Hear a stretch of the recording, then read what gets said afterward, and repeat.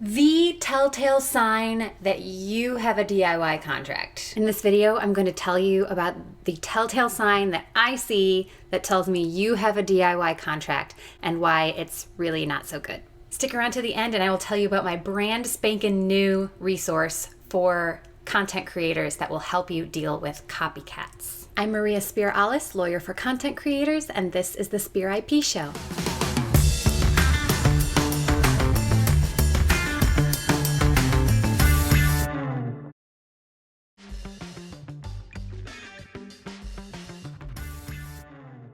Before I get into that telltale sign, I want to explain to you what happens when there's a dispute over your contract. Basically, if there's ever a dispute and something in your contract is ambiguous, that ambiguity is resolved in favor of the person who did not draft the contract. In other words, the contract is interpreted against the person who drafted the contract, that is, you.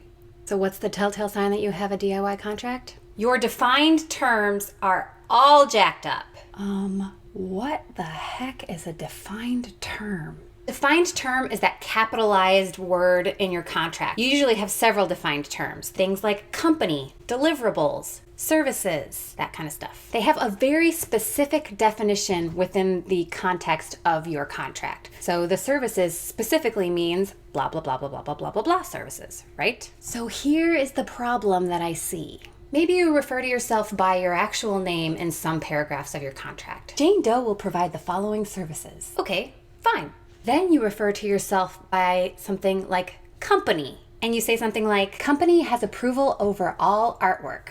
Okay, well, you've referred to yourself as Jane Doe. You've also referred to yourself as company. It might be a little ambiguous who company refers to. So if there's ever a dispute about approvals, now you have a contract term that says, company must approve all artwork. If it's ambiguous, if it's hard to determine what that means, it's not going to be interpreted in your favor. So that's why it is super, super, super important to make sure that all of your defined terms in your contract line up. That means being consistent in what you call yourself and how you label other things. So I hope that helps you understand the number one telltale sign that you have a DIY contract, and I'll see you next time.